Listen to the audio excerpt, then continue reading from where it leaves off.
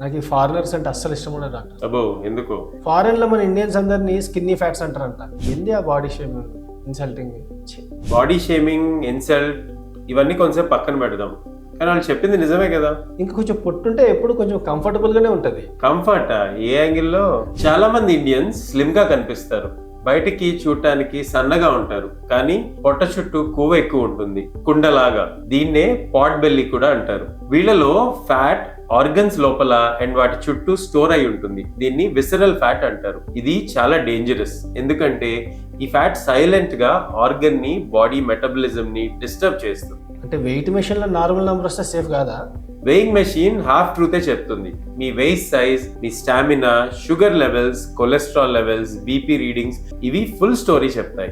Slim గా ఉన్నా కూడా మీకు పొట్ట పెద్దగా కనిపిస్తుందా, స్టేర్స్ ఎక్కినప్పుడు తొందరగా అలసిపోతున్నారా, షుగర్ క్రేవింగ్స్ ఉన్నాయా, అల్ట్రాసౌండ్ రిపోర్ట్ లో ఫ్యాటీ లివర్ అని వచ్చిందా, బ్యాడ్ కొలెస్ట్రాల్ అంటే ఎల్డిఎల్ అండ్ ట్రైగ్లిజరైడ్స్ హైగా ఉన్నాయా, ఇవి గమనిస్తూ ఉండాలి.